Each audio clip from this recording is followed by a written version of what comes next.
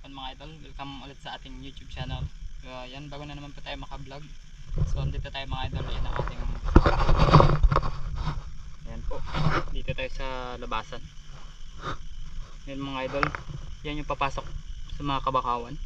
Mangunguha tayo dyan mga idol ng ano, titingin tayo kung makita tayong alimango ngayon. So ayan mga idol, pasensya na po kayo kung bago lang ako naka-update ng aking video sa aking vlog. So yun, bawi na lang tayo mga idol. So tara, samahan niyo po ako sa magpanghanap ng alimango sa loob ng mga bakawan. So let's go mga idol. Hahanapin lang natin mga idol yung bahay ng alimango, yung mga butas niya, tapos yung mga ano niya mga idol, yung apak-apak. Ipapakita ko sa inyo mamaya kapag may nakita tayong mga apak-apak niya. Ito mga idol oh. Yan mga idol, ganyan yung yan. Yung mga idol may alimango. Ayun oh. Bisit. Ayan mga idol oh. Manla. Akala ko alimango mga idol. May kagat kasi na naglabas. Manla pala.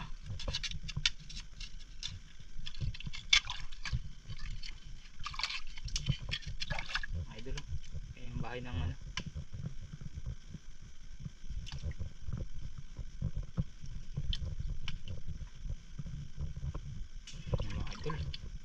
Tinulugan lang mga idol ng alimango. So yan po, ganyan ang ano ng mga alimango mga idol. Ayan, baka makita rin natin. Basta ganyan mga idol. Yan, yung galing dito yung alimango.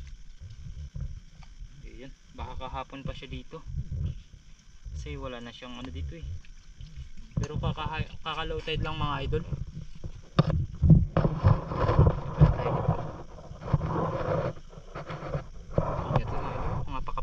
Sa loob ng kabakaw makita natin mga idol, dito tayo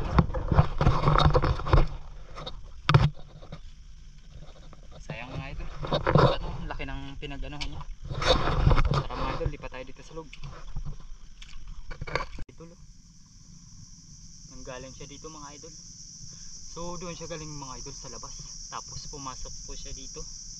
Ayan mga idol, ang lalim ng pinag-anohan niya. So yan po yung mga ano nyo oh, yung mga bakas na pinag-anuhan. Nanggaling siya dito mga idol. Ang laki ng mga butas niya eh. Ayan ang pinaglubluban niya. So hahanapin lang natin dito mga idol sa loob ng bakawan. Ayan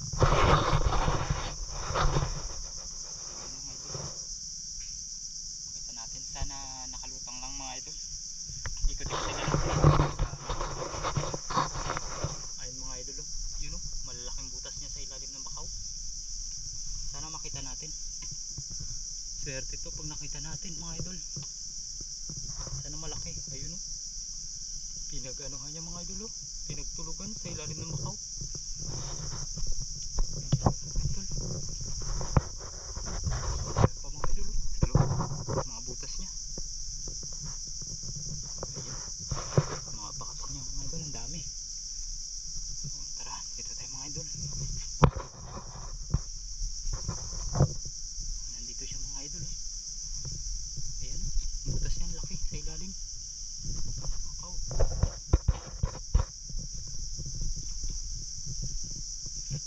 Ayun mga idol, nandito na yata. May gumalaw nandito dito sa butas. Mga idol, butas. Wala dito mga idol.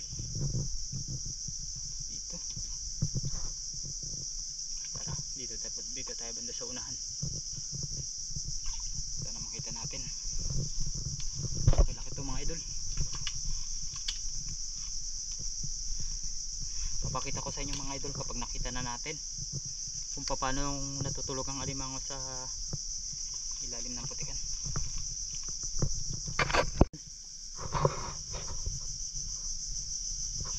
Ayun yata mga idol sa ilalim. Ito na nga mga idol, abon laki. Laki mga idol, tulog. Ayan po siya, tulog mga idol, swerte. Ayan mga idol oh. Ayan po siya oh. Ayan mga idol oh. Tulog siya. Laki. Sigurado ko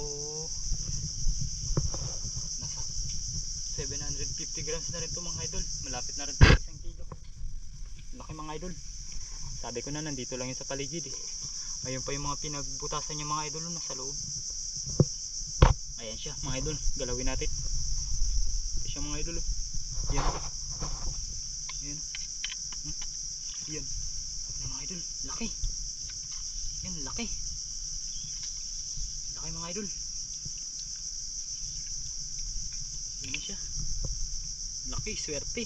Natutulog pa mga idol. Ban, laki ng kagat niya. Swerte ito mga idol ah. Tsambahan natin. Ayan, papalabasin natin dito mga idol.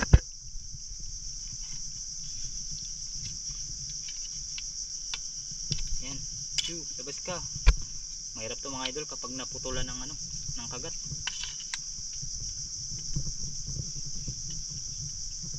Kailangan natin ito palabasin mga idol. Yan, salamat mga idol, swerte tayo ngayon.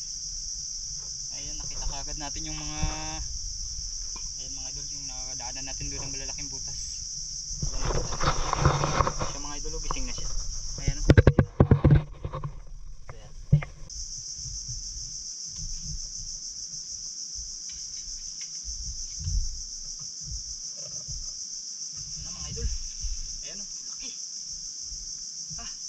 Pa ako. Siksik mga idol. Siksik siya sa ano. Ayan o. Ah. Okay mga idol o. Unang huli natin. Laki. Bigat. Swerte. Laki mga idol. Parang mabasag na yung ano niya. Diba? Yung idol laki.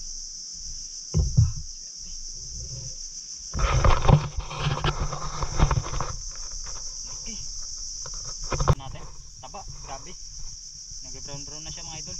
Nasa idol, 1 kilo. Laki. Grabe mga idol, swerte. Yan siya mga idol. Doon siya tatutog.